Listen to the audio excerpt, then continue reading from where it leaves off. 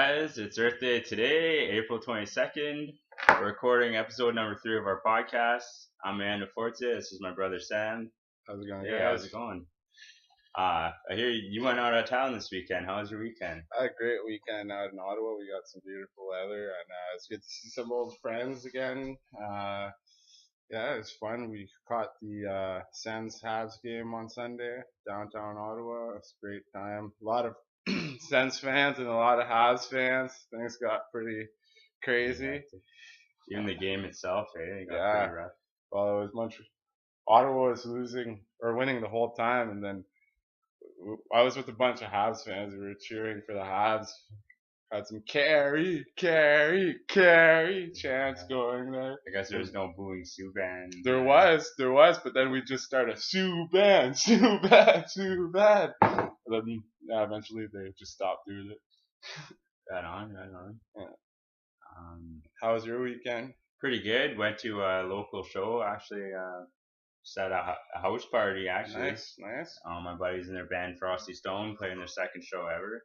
Good time. There's two other bands, and then one guy playing solo without his band.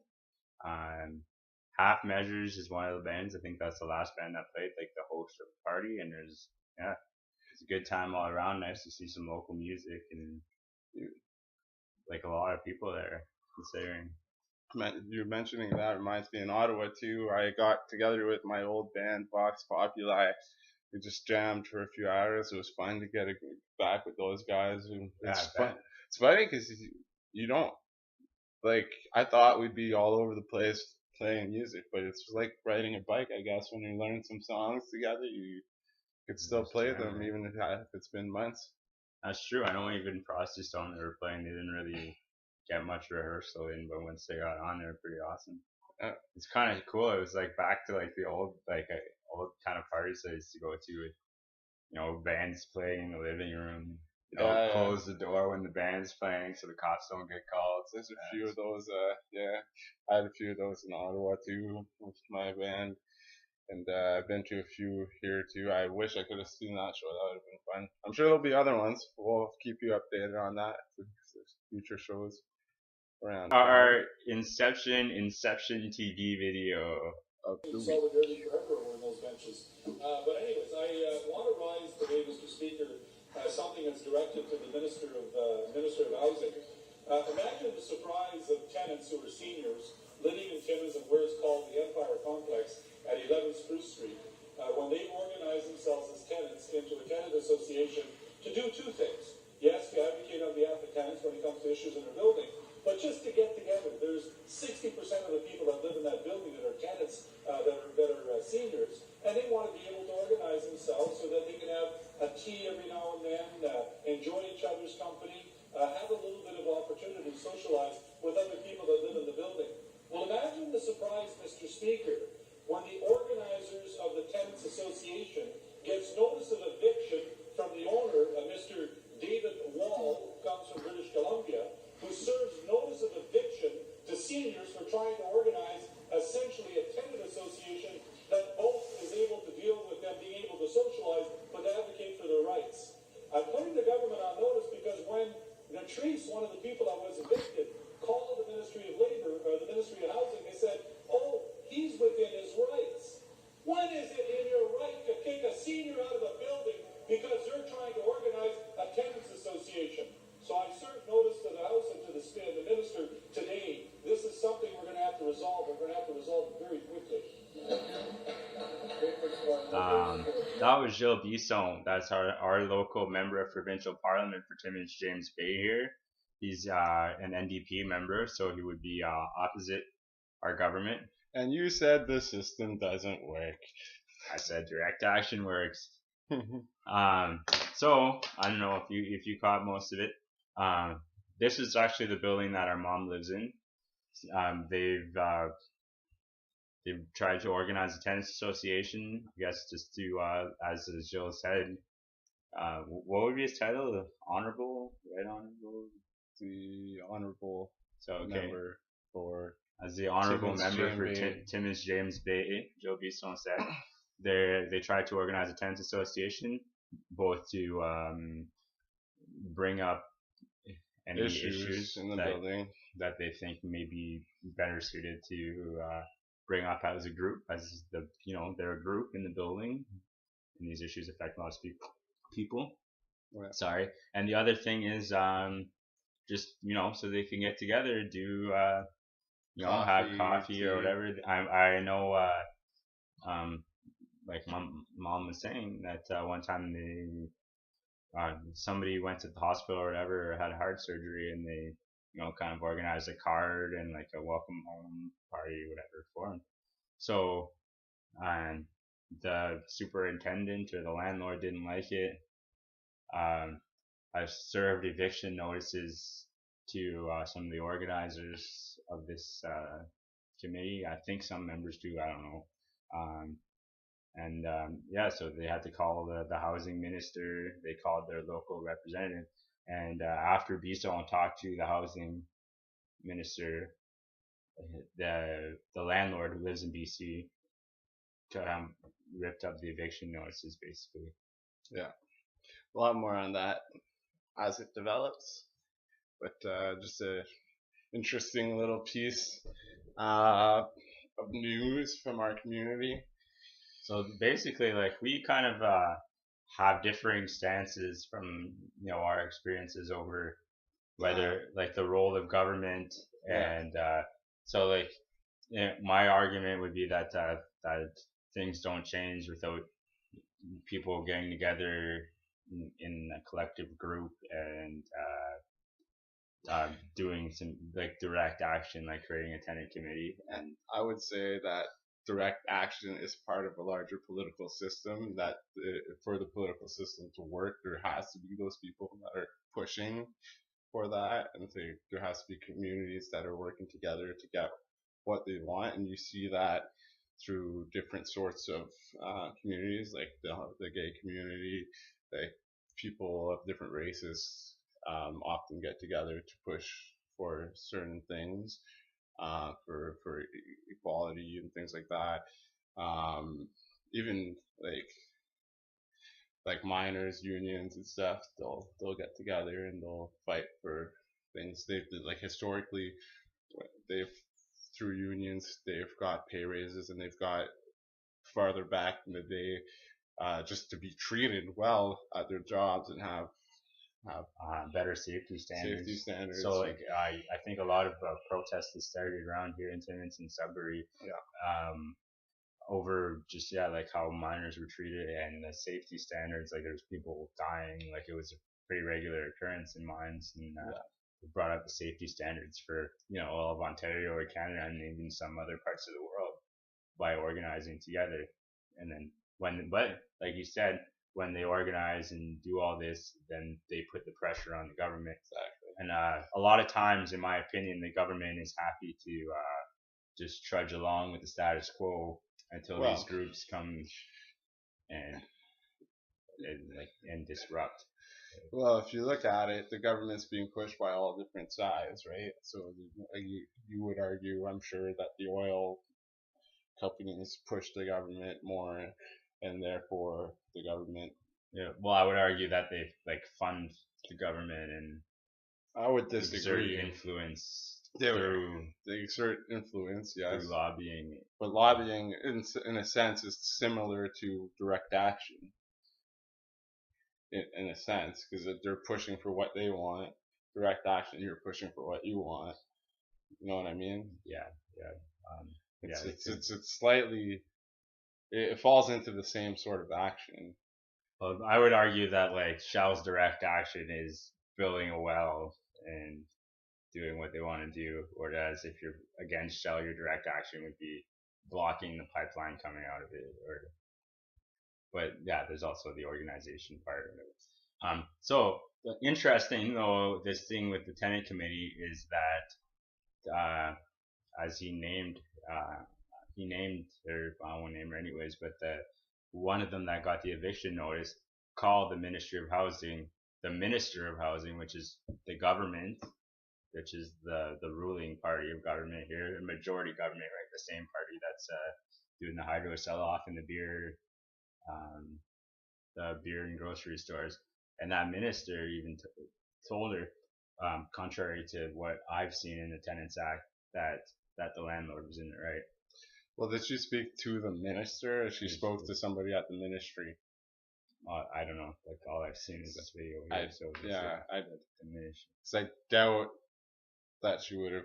I've called like the Ministry of Transportation, or like I've called ministries before, and you don't just speak to the minister. You speak to somebody who works in the call center, like somewhere, which I would argue is not kind ideal. of a crappy part of the bureaucracy, but also at the same time, like the minister can't take like the minister can't take calls for everyone, just like here the mayor can't take calls for everyone who's got late garbage pickup or whatever. Right? We were just direct inundated with calls. But yeah, anyways, the direct action is forming of a tenant committee with the help of a member of parliament, not in the ruling party, but still with the help of a member of parliament. Got these eviction notices rescinded, and I don't know. I think we'll see more changes, at least for the people at the Empire Complex. Well, that's great. That's great. That's the system working. Representative democracy at its best. And you don't always see it work like that, but it's great when you have those examples of it actually coming through. So that might be you know what, like I'm not gonna go partisan right now, but that might be a reason why Mr. Bisson has been in his post for as long as he has. Possibly. Also, like the unions that you mentioned in your.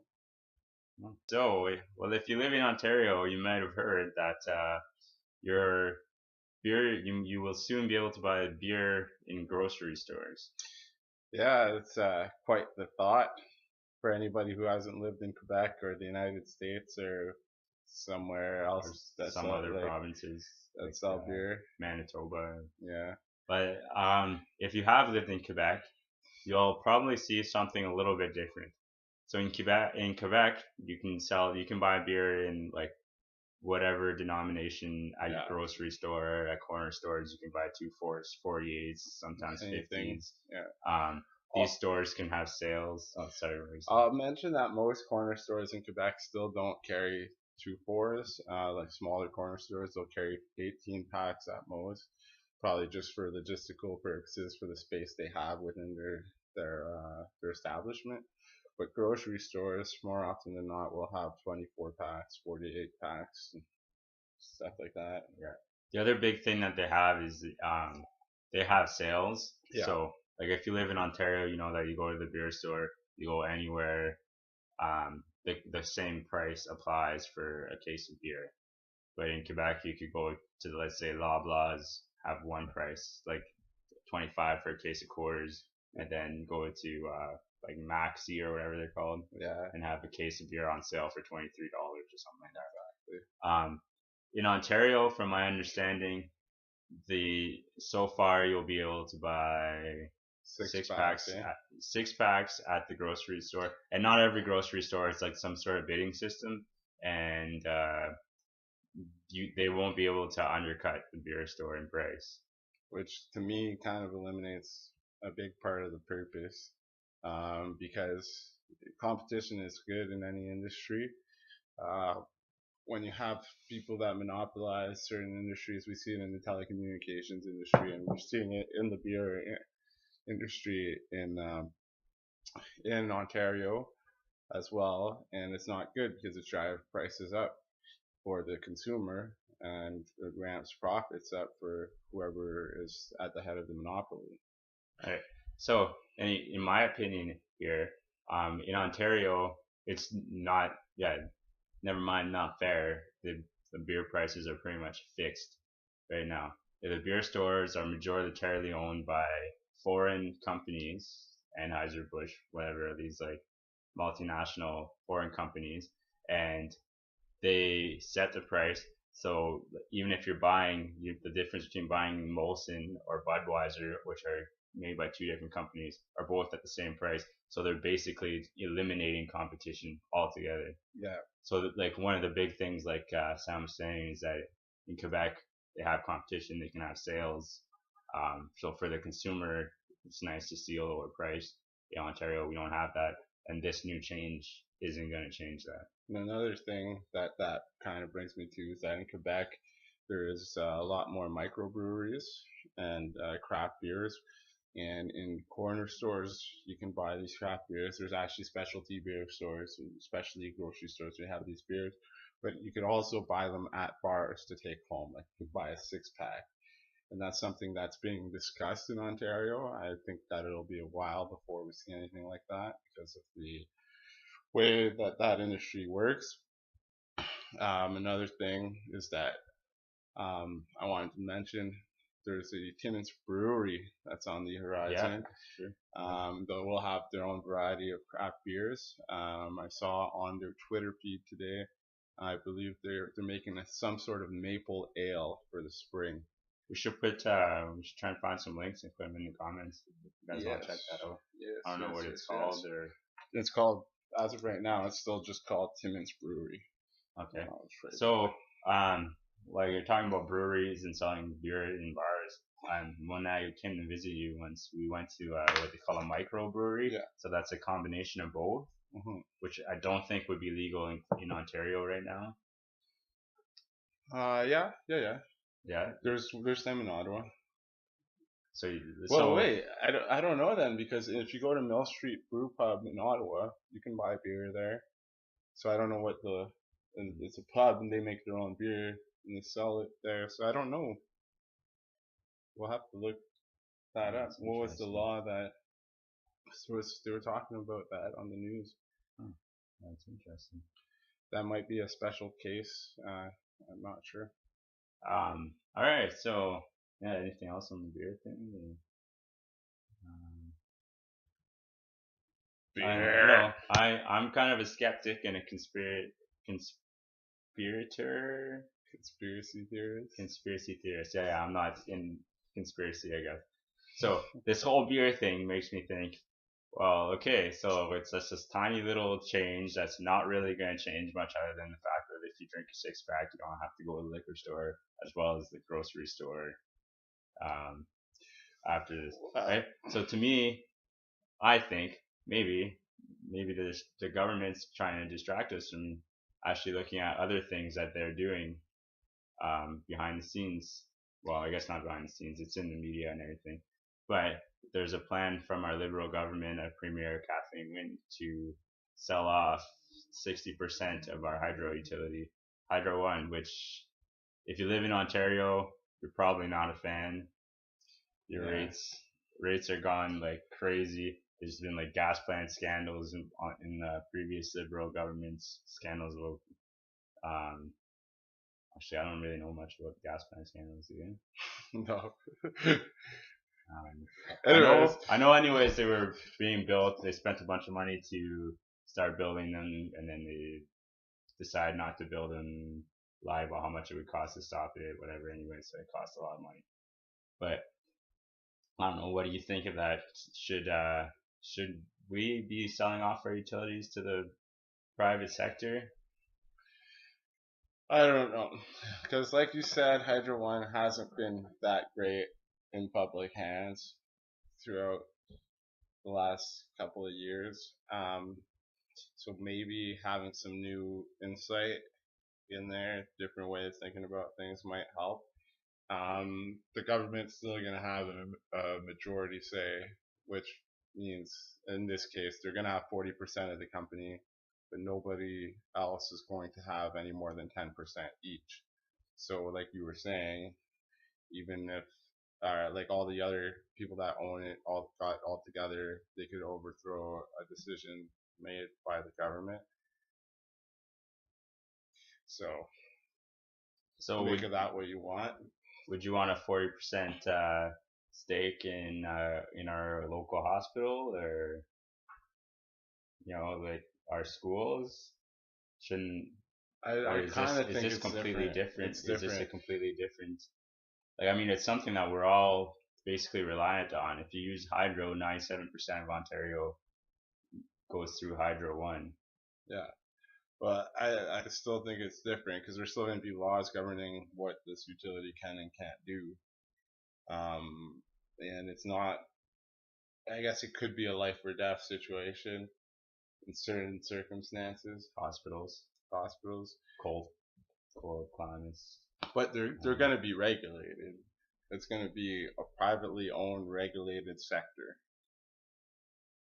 So to me, I mean, it depends how these companies go about it. So you never even know. Like maybe some of these companies will want to make a transition towards a more renewable source of energy, depending who the people who buy into this utility are. They might have some interest in going green and making that transition, which I think we could both agree is very important. It would, contrary to popular belief, whether it's a private company or I don't know. In my opinion, I would still think that maybe a new government would be a better new voice than a private company. But anyways, contrary to popular belief, renewable energy has the potential, like let's say solar panels or windmills, have the potential to be cheaper than conventional energy reliant on fossil fuels. Or I don't know. I know you feel that hydro, which is like getting power from a running river, damming it, whatever, isn't renewable, right? Like some circles would call it renewable energy. I never said that. It's somewhat renewable. It just impacts the fish and the wildlife in the water. It's renewable. You can leave it there forever. Well, not forever, like within a reasonable amount of time, and it will continue to make energy, but it does impact the wildlife, the sea life, so to speak. That's a little drum tuner thing that I'm playing around with there. If you hear that. Yeah. Okay. So, like, I guess what I'll get from that is that it's zero emissions as in it doesn't release greenhouse gases, but it does have other potential downfalls, which to some extent solar and wind do as well. But anyways, where was I going with this? Oh yeah, that it can be cheaper. Because when you think about it, if you're relying on natural gas or coal, which I know in Ontario we don't do so much, but a lot of the United States and Europe and China use coal to one that was like literally like 300-year-old like technology, something like that. So when you think about that, you have to mine it, or in the case of natural gas, you have to frack to get it, or you have to extract it somewhere, then you have to carry it, you have to run a pipeline to your house or whatever. When you think about a solar panel or a windmill, sure, you have the maintenance down the road, but once you put it up, I mean, the sun shines, like you don't pay for that. Right? Okay, what if there's circumstances that we don't account for that are more long term, or consequences rather, that are more long term that we're not aware of, but with having solar panels? What if the reflecting solar beams in that certain direction, or like if you have too many solar panels, like I mean right now it's not on a large scale, but if like let's say something crazy like 15 or 20% of the Earth's surface is covered in solar panels, that may or may not have some sort of impact on other things that we're not accounting for. Yeah, this is true. I mean, that's how we got into this mess with burning carbon in the first place, with releasing carbon into the atmosphere. I mean, I'm sure there were some people at the time that said, "Hey, this might not be like a great problem, a great idea," but progress happened, and now we are where we are. So I don't know, like, what do you think of this? Yeah, it could cause more issues, but I don't think. I think our imminent problem right now is the greenhouse gas emissions, and that's what needs to get put under wraps. Like, I'm sure the studies are going to keep going on the solar panels or whatever. Like, I think I actually like heard some random stuff like the reflection like would like fry a bird or something like that, or like especially with the windmills too, with the birds flying into windmills and stuff. So there's definitely downfalls to all of them. Yeah, so you just got to figure out which one is the least hurtful. What do you think of this idea of shooting gas into the stratosphere to make the planet cooler? How does that work? Well, basically, they're thinking it's a certain type of gas that usually comes out of volcanoes, really tall volcanoes, and it goes into the stratosphere. And they've noticed trends that when that happens, there's a few mountains, and they've looked back about 200 years, and when that every time that's happened, it's followed by a cooling of the planet over a certain amount of years, and that gas stays in the stratosphere. So what a few people have thought of doing is getting some sort of hose with a really long hose. Sounds like some mad scientist kind of stuff. Yeah. These people are being seriously considered. Like, okay, hold on a second. I'm getting a little warm talking about this climate stuff. And so either take a really long hose or design a special plane and put this hose up to the stratosphere and release this gas to cool the planet. My problems, and I think I have a few problems with that. My first problem is that we're not attacking the root of the problem, right? So like you're trying to put in a fix that's gonna fix temporarily, and then what you're gonna do, like keep polluting and then having to do it again when we actually have other methods to not release the gases into the atmosphere, right? My second problem with that is there's no way to test that. Yeah. There's no way to test that. The only way to test it is to test it on our planet with 7 billion human lives and whatever every other piece of nature like being affected. Yeah. Right. So just before I forget, if you guys want to look this up, this is what's called geoengineering. So look it up on the internet. Naomi Klein talks about it. She attended a summit about it in London. And this changes everything. Yeah. But I agree with you. It's kind of weird. And a thought that Naomi Klein actually talks about is that, like you said, they can't test it, but the fact that it's being considered, once they start considering it and start thinking about ways that it could be done, who knows if it'll happen. It's just like I think it's extreme. The only other real way, which some people would say is extreme, is to keep carbon in the ground and not burn it, right? Unless you want to get to a point where we're considering these mad scientists' idea on our planet. When you think about our human track record at interfering with the planet, do you really want to attempt something like that? Yeah. The other thing is that the sky would probably not be blue anymore after a while of doing this, because it's like you're trying to block the sun for all intents and purposes. Crazy idea. Climate change, it doesn't exist.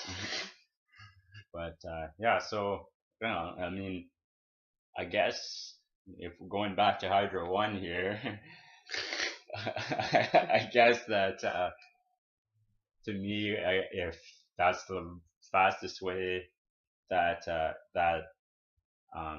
we're going to get clean energy, it could be a plus in there. There's another negative though that I would like to mention out of this is that even though it's been poorly managed, and that's mostly been the fault of our 10-year Liberal government now or something in Ontario,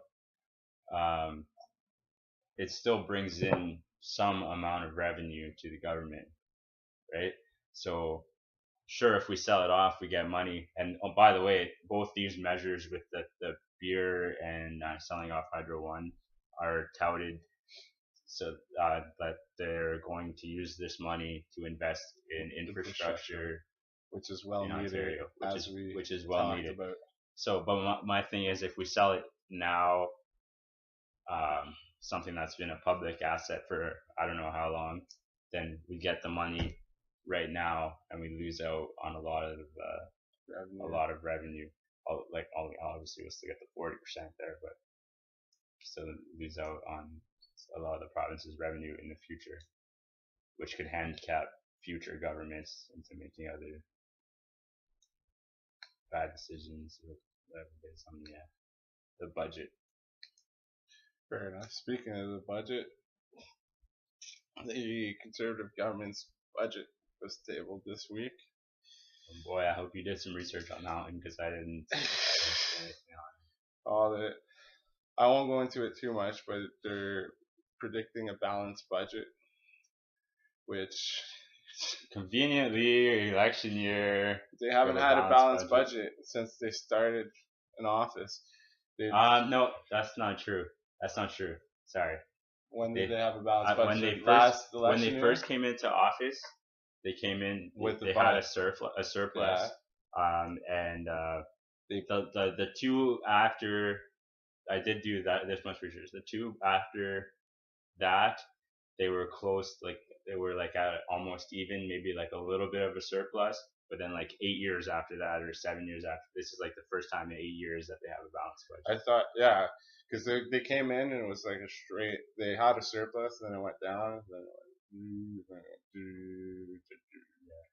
This is, by the way, while Harper was using our money on commercials, saying how great he did for our economy. And yeah, I think his plan for the economy was just to distract everybody with commercials and tell everybody that everything was fine, because if everybody thinks everything is fine, then everything is fine. I'd like to see, I know we were talking about that oil spill in Vancouver, I'd like to see how much money keeping that Coast Guard office, closing that Coast Guard office saved, and how much money all the ads the Harper government put out since he's been into office costs. I think the Coast Guard office would probably cost less. Probably, yeah. That's a lot of ads. Annoying, man. The action plan, the economic action plan, the Harper government. There's never been a Canadian government that's called itself the last name of the Prime Minister's government. Like, it wasn't the Chrétien government, it wasn't the Mulroney government, it wasn't although they all have a good ring to them. The Trudeau government. Now it's referred to as the Harper government. Although Harper, it's not your government, it's the government of Canada. Oh, maybe new Trudeau will take on to it. It sounds pretty good, Trudeau government. What about, like, Mulcair government? That wouldn't sound great. What about this? The government of May. She's the leader of the Green Party, if you guys don't know. Probably don't know. That's funny. The Harper government. Today for our what's it called again? This week on Timmins, Ontario. Alright, so Wicked Stuff, which is a store in Timmins Square, posted a surveillance video trying to find out who stole something. I don't know. It's a disputed what the object was. Anyway, it's heavily disputed on the Timmins, Ontario. This thing off Wicked Stuff's page got 163 shares so far. It was posted this afternoon. It's what time is it? Check your non-smartwatch. 6:40. So it's like 6:40. I think it got posted like it says 4 hours. It says 4 hours ago. So 163 shares, 4,426 views. So I guess it's probably pretty popular. I don't know. What are your thoughts on this? From what I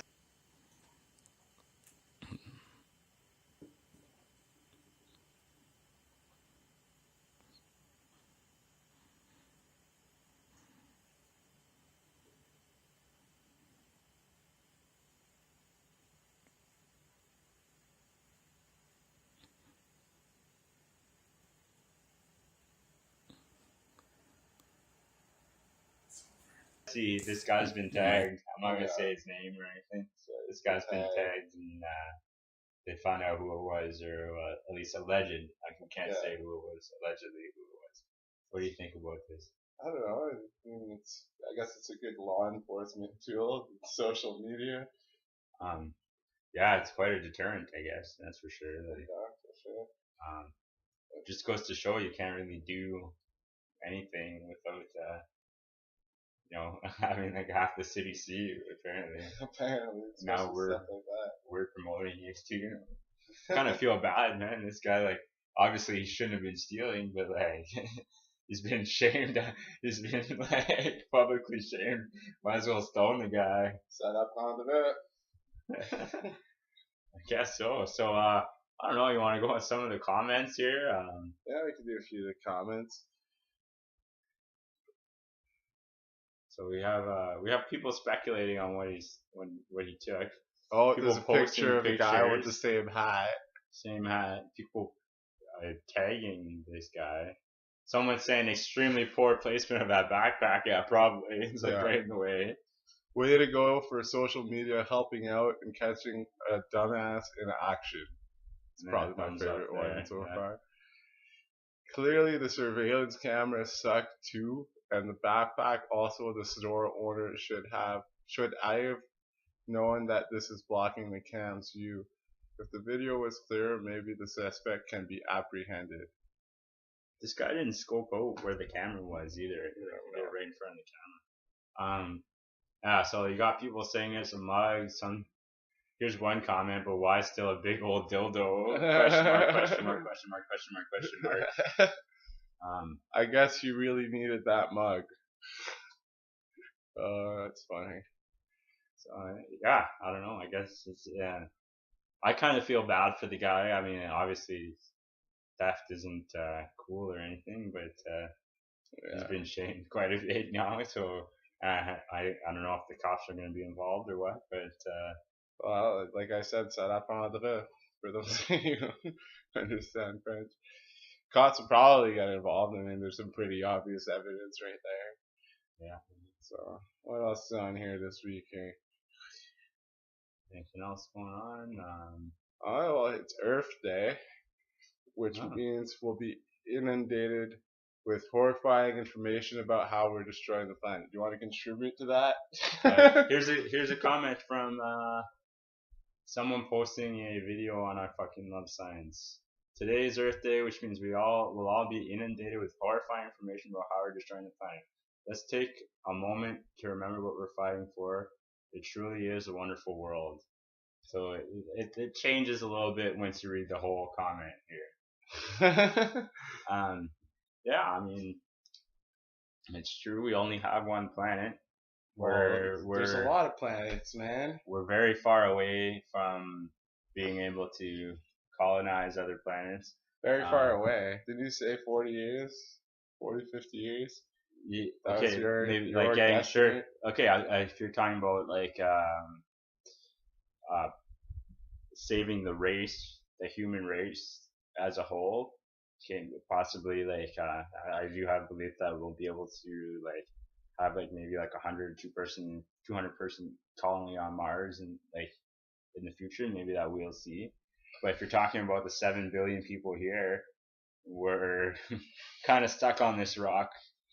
And you know, I guess it's getting kind of to a point where people kind of tune it out or think like some people, not all people, or you know, just think, well, there's nothing you can do, so might as well just keep marching on, right? Like, so this Earth Day, I guess it tries to bring awareness to it, but we have a lot of work to do. Right? That's true. Joe Rogan said, we're spitting on this giant rock around an object that's 10 times the size of this rock that wants to burn us to death, and nobody says a damn thing about it. Well, there's that too, I guess. I mean, luckily we have physics keeping us in orbit around the sun. Yeah. And right now. And then he also adds, and then when that giant fireball is hitting, you're sad. Yeah, when the sun sets, right? When the sun doesn't really set, we just kind of rotate away from the sun.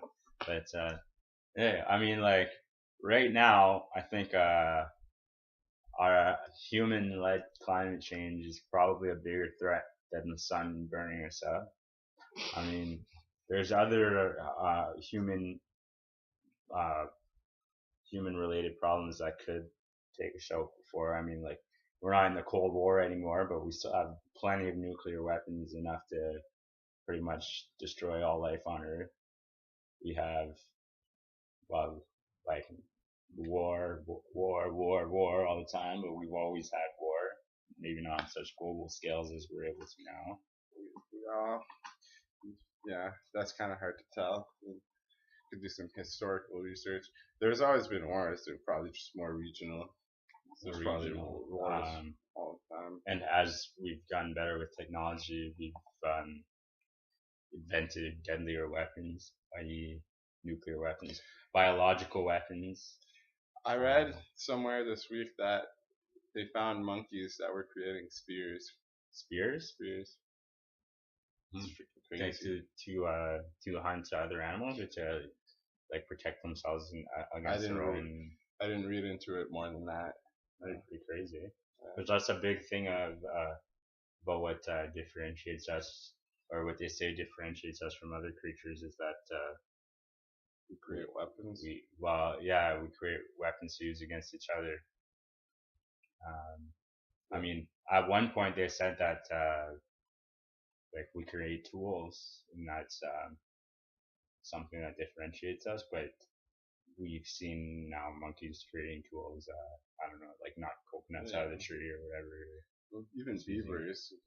Creating their houses. Yeah, I think they're probably like I don't know, just making it up here, but I would assume that beavers are probably like the number 2 engineers as far as mammals go in the world, right? Like, who else can dam a river, like take down trees, drag them, like they don't even need a plan, like. They don't even need a plan. Alright guys, what about, ants aren't mammals. Yeah, but they create some pretty complex systems. Bees, insects have. Ants are also super strong too. Right? Yeah, like, they can carry 3 times their weight. Like, that'd be crazy. What would that mean? Like, so if I'm like 150 pounds, let's say, I mean I can carry 350 pounds on my back. Like, what's that? Okay, it's 450. 450, yeah. Bad math. Wow. But yeah, it's I don't even know what you would compare that to. But weighs 450 pounds? I don't know. It's a lot. Huh.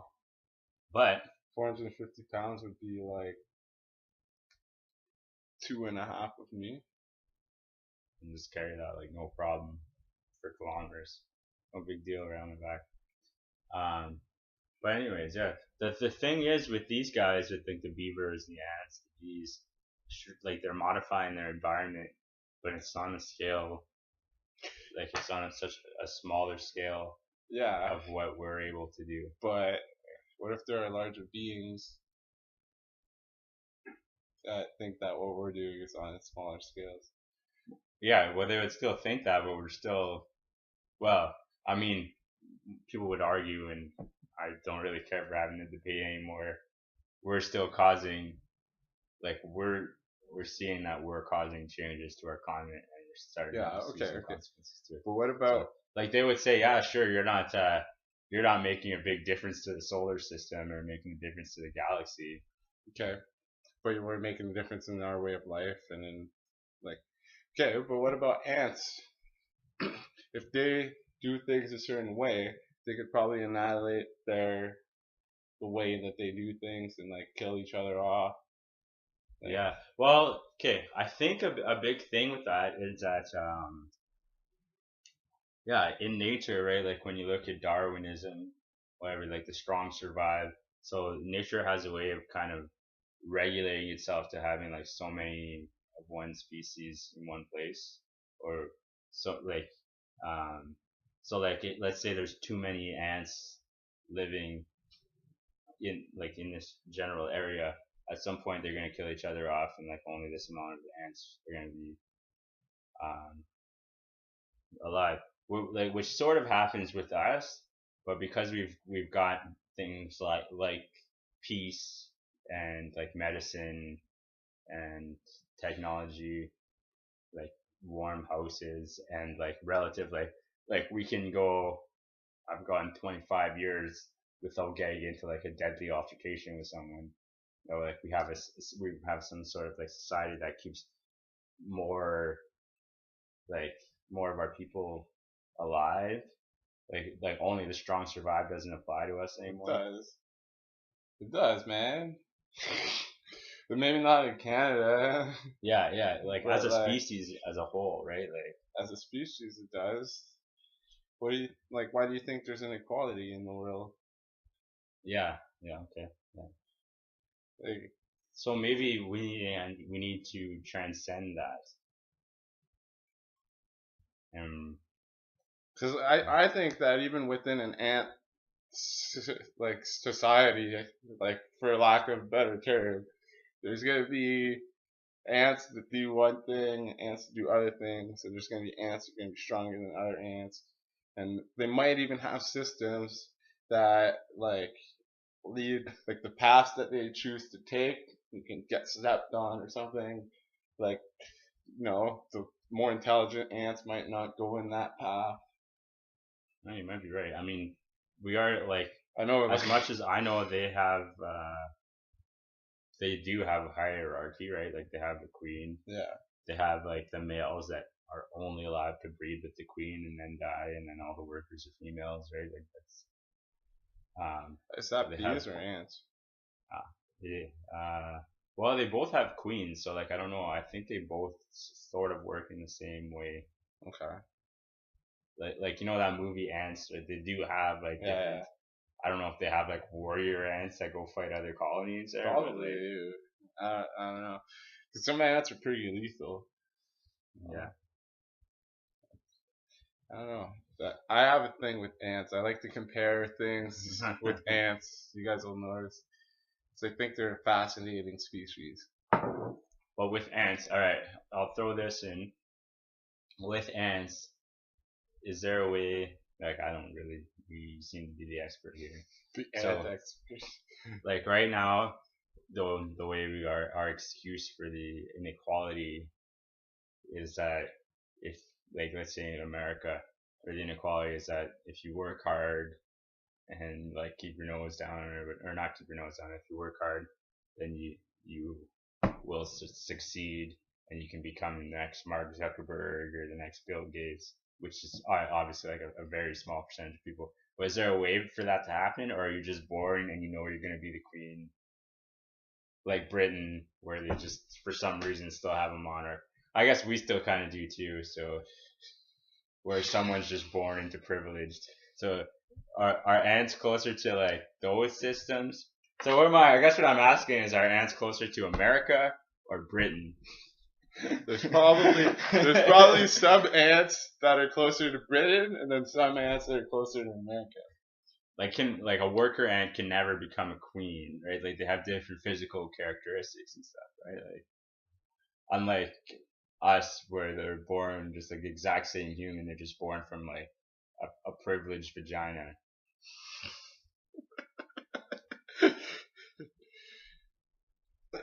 Yeah, I guess, but I don't know. This is not a talk about climate change thing. Oh well, it kind of is. It's about the Earth and about ants. Mm-hmm. Bringing us back to Earth Day.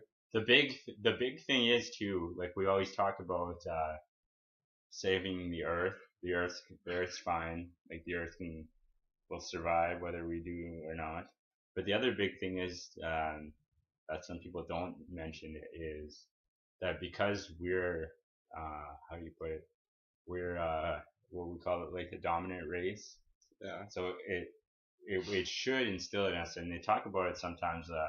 I think I've heard. I read Trudeau's book, and he talked about it. Like we kind of inherit like a stewardship to the land, which means like we're like the caretakers. Like he was saying, I guess, that he doesn't think Harper takes that part seriously, to like leave a better environment for the rest of Canada after.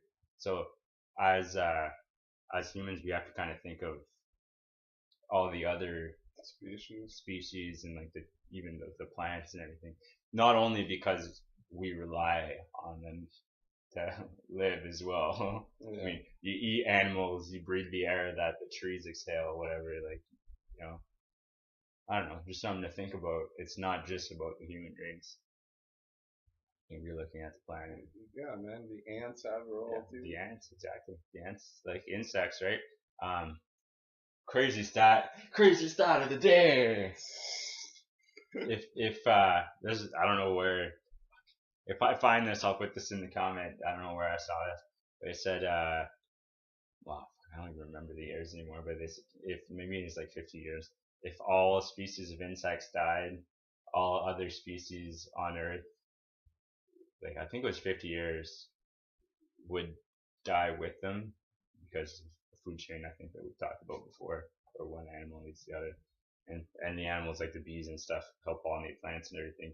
But if the humans died, then most other species would go back to thriving on the planet. It'd be weird having a planet without humans. Like we would, we would obviously leave a legacy. Alright, like if you look outside, we have streets, we have buildings. They'd be like, I don't know if they would last as long as something like the pyramids did, but some buildings would, I'm sure. Like Like I was thinking about this. I was walking with Erin, my girlfriend, on the weekend, and we were walking down the old tracks behind Porcupine, and you're just walking, and you see like, well, first off, there's just train tracks still sitting there in the middle of wilderness, and they just threw out wood here, threw out wood there, and people walking by just throw out garbage or whatever, and there's like hydro poles falling over, and if you look right straight ahead of you, there's a big mountain of ore that they took out from the Dome mine, that where like only like stubbly grass grows on, which used to be forest, like the rest of this area. Like, so I was just kind of reflecting on I guess it was kind of an Earth Day. I thought about the human legacy and how we're treating stewardship of the planet. And stewardship of the planet. Like another place you might have heard it would be like old kings and stuff, going back to kings. Like if you watch Lord of the Rings, the Return of the King, right before Aragorn comes back, the guy running it, Denethor, he's not a king. He's a family, basically that was given the responsibility to take care of the country, and like, oh yeah, the steward. So he was the steward.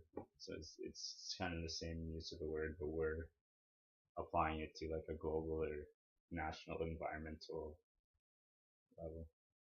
Yeah. Anyways, I don't know. I don't know if we should be entrusted with that sort of responsibility as a race. But I don't know if it rightly belongs to us to think ourselves superior to anything. Well, the reason that I would argue, I don't know. Sorry, you can finish there. I lost my train of thought. Sorry. The reason that I would argue we might have to, we might be entrusted with this is because we have the power to destroy a lot. So at the same time, when you have that kind of power, I don't know if you've ever seen or read a Spider-Man comic book, with great power comes great responsibility, right?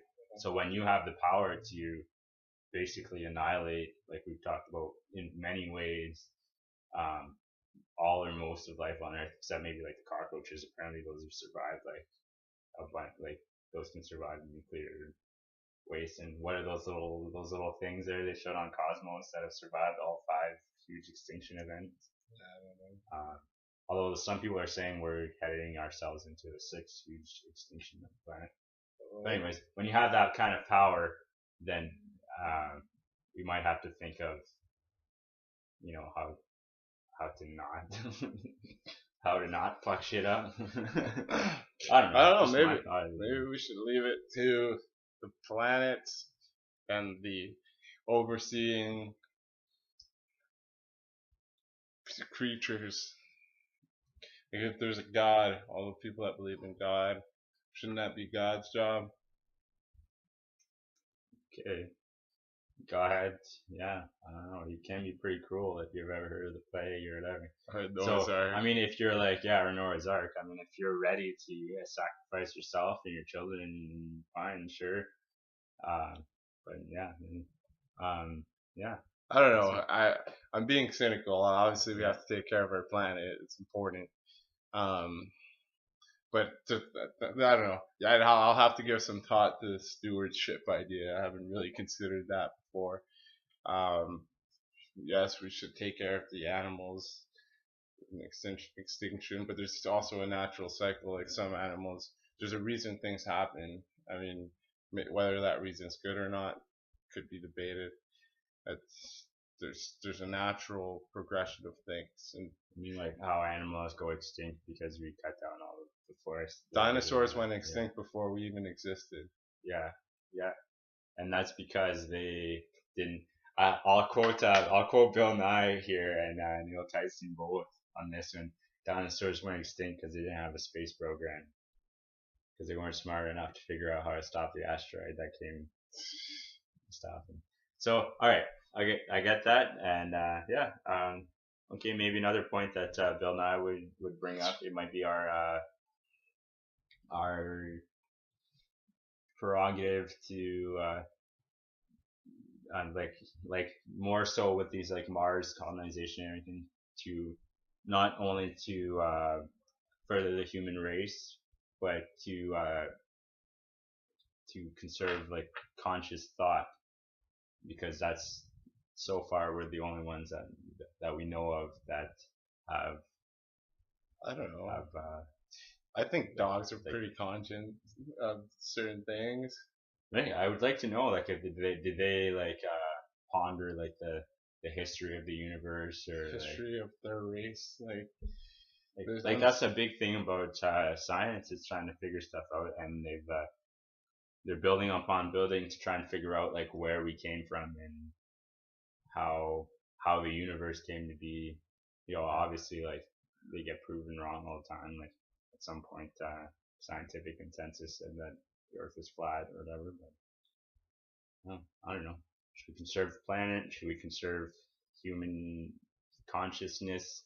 Should we leave it to the gods? I don't know. You say God, there could be multiple gods.